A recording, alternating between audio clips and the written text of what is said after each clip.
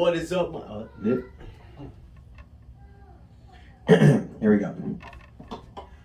What is up, Miami Heat fans? It is your boy Ernest back with another Miami Heat Talk video. Hope everybody's having an amazing day, and off we go on another Miami Heat Talk adventure in this series of This Week in the Miami Heat. I want to go over a few things that the Miami Heat have been doing recently, lately.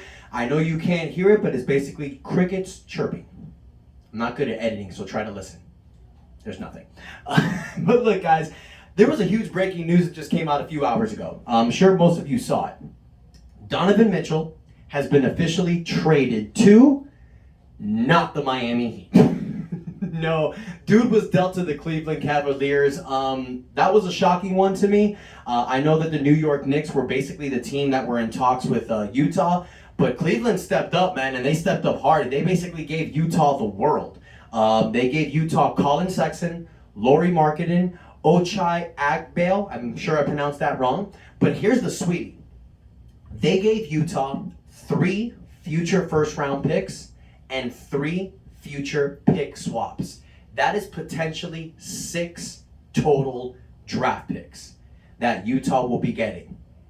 Damn.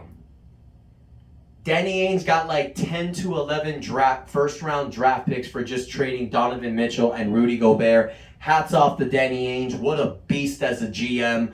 Pat Riley status. We do it the other way. We don't get draft picks. We get players and win now.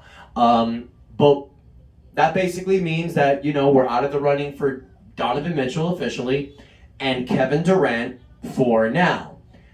What does that mean for the Miami Heat moving forward? Well, we talked about this recently, and I'll be really quick. Guys, it's like I've been saying for the last few months. You've heard guys like Ira Winderman and Ethan Spolnick said it. The Miami Heat are very happy with this team. I know a lot of people are thinking, oh, the Miami Heat lost PJ Tucker. They got worse. No. We're gaining Victor Oladipo, guys. Remember, Victor Oladipo has never had a healthy season with the Miami Heat. He is about to participate in his very first training camp in 3 years, you guys. He's finally 100% healthy. And he's going to have the opportunity to take the reins this year. It's revenge season tour for Victor Oladipo, especially a guy like Kyle Lowry. So we've said it before and we'll say it again. The Miami Heat are very happy with this team. And also, guys, remember, we haven't really gone anywhere in the offseason. No teams haven't really done anything because of the whole Kevin Durant thing. The biggest offseason signing was Jalen Brunson to the Knicks. But then PJ Tucker to the 76ers was the second biggest signing in the offseason. So Miami hasn't really lost anything. We have the same team. We've been going for KD and Mitchell. It didn't work. Whatever. We're going to move forward. How are we going to move forward? By bringing this badass team into the season. So like I said, you guys, just because we're starting this way in September don't mean it's going to end like that in April. Miami Heat are going to do what they do best. They're going to put their head down, they're going to grind through, and they're going to win. As of right now, the Miami Heat are definitely top 5 in the Eastern Conference. You got Milwaukee. And as big as a Heat fan that I am, you guys, with Giannis Antetokounmpo coming back with a revenge season, with some of the players that they picked up, especially with Joe Ingles gets healed, and a healthy Chris Middleton, Milwaukee will be the team to beat, in my opinion. But then after Milwaukee, you got us, you got Brooklyn, you got Philadelphia, and you got Boston, of course, who's the reigning Eastern champions. Now you got Donovan Mitchell in Cleveland.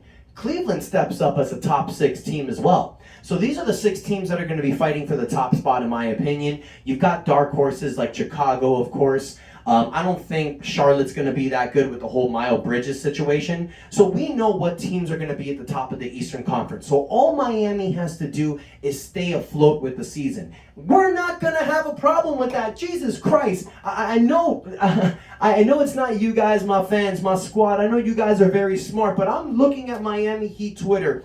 I'm watching these channels, and I see some of the comments that these Miami Heat fans post, and it is unbelievable what some people say. That we should have traded Bam for Kevin Durant, that we should have given Tyler Hero and all our picks for Donovan Mitchell. Guys, you have no idea what the hell you're talking about. Pat Riley is not stupid, okay?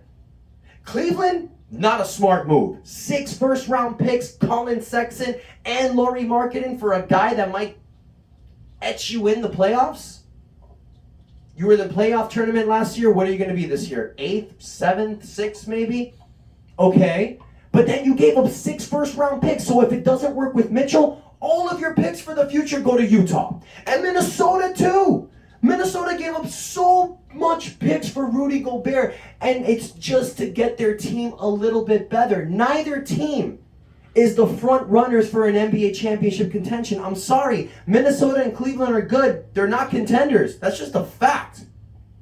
So you're giving up your entire farm, your entire future for guys that just might make you a little better. That's not great GM work. Pat Riley ain't stupid. Pat Riley's not going to give up the whole world for a guy that might make us a little better. I'm sorry, guys. It ain't going to happen. Kevin Durant, something different. We've talked about this before. Now, I will say another thing. Being confident with this team, you do need to understand, okay, we lost PJ Tucker. How are we going to make this work? I've said this before, and I'll say it again. I personally feel because we have 6 playable rotational guards, Kyle Lowry, Gabe Vincent, Tyler Hero, Max Strus, Victor Oladipo, and Duncan Robinson.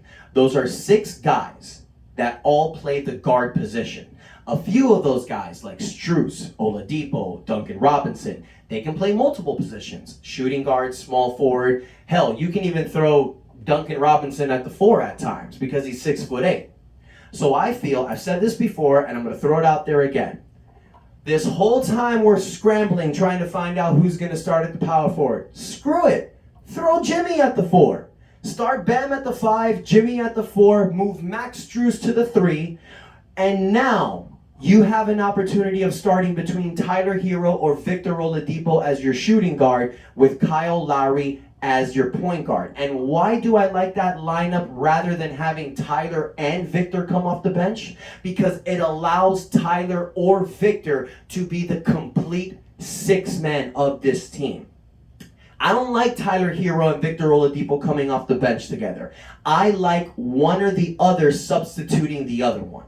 I think that is the perfect rotational lineup. Now, moving Max Strus to the 3, I think is easy. Max Strus is 6'5", 210 pounds. He can guard multiple positions. In today's NBA, why not? Give it a shot. See if it works. If that doesn't work, move Max to the bench. Max has done it before, and he's excelled off the bench before. Bring in Caleb Martin. That way you have Jimmy and Caleb Martin playing the forward position.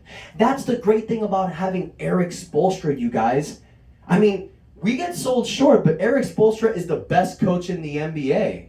It's a fact. He knows how to put this team together. So whether it's doing one of my opinions, or for all you know, he just might throw something out there that's different. He might throw Omar Yurtseven starting with Bam Adebayo because we have Dwayne Dedmon coming off the bench. You never know what's going to happen, you guys, but that's why training camp is going to be so important. You also have Hayward Highsmith coming out. Miami really likes him too, especially at the 4 position. He's been showing some great things, especially in the summer leagues. You got guys like Marcus Garrett, like Orlando Robinson stepping up from the D-League. We know that the Miami Heat produces the best players from the G-League. We have the best development system out there. So instead of giving a 37-year-old $30 million to completely ruin our luxury tax, peace, we'll get somebody that can do your position just as good, if not better. And let's not forget, you guys, during the season, we have Duncan Robinson's $18 million contract that is very tradable. And once December and January roll up, those contracts that we signed, Dwayne Dedmon, Caleb Martin, Victor Oladipo, they all become tradable. Even though there's no freaking way we're going to trade Victor Oladipo, I think. But still, you're having more assets. Dwayne Dedmon, that's a very friendly tradable contract. Throw that in with Duncan Robinson. Now you can get someone that really is going to help out, okay? You can go after a Miles Turner who's in the last year of his contract. You can go after a Jay Crowder, same situation. We've talked about these guys before. John Collins, Harrison Barnes. There's even, guys like Bogdanovich from Utah. There's a lot of guys out there that we can plug in and throw into that stretch 4 position that would easily help us out. I will say this, though. Do not count Duncan Robinson out yet, you guys. The Miami Heat organization still loves Duncan Robinson. They were the ones that brought him up. So Duncan Robinson is going to have a shot to earn his spot in training camp. I think the Miami Heat has 10 playable people that we can put on this roster very easily. We're 10 deep. I would love to see Duncan Robinson and Max Strus live up to their potentials. You have two lights-out three-point shooters with Tyler Hero and these other dudes that can shoot. Miami Heat last year were the #1 three-point shooting team in the NBA, one of the top defensive teams in the NBA. We upped our offensive percentage hugely. So I don't see why we can't do it again. Why? Because we lost PJ Tucker? Whatever. Peace. All right? Doesn't matter. We're going to make this work. Godfather Riley's going to make this work, and he's going to build in a contender. There ain't no way that the Miami Heat are going to flood through mediocrity again. That is not going to happen. So have no fear. The Godfather's here. I'm here to give you positive thoughts, you guys. Let me know what you think. Do you think that the Miami Heat need to make a trade immediately? Or do you think this roster is good enough to go into the season, and let's see how we do? Let me know your thoughts in the comments, you guys. Let me also know what you think about starting Jimmy Butler at the 4. Do you like that, with maybe stretching out our guards to have more playing time, or just leave it as it is with Caleb Martin starting in the 4? Let me know what you think in the comments, you guys. Don't forget to hit the like button, but most importantly, hit the subscribe button and the notification bells to get all my updates, you guys. And until next time, your boy Ernest out, and that is enough said. See y'all next time.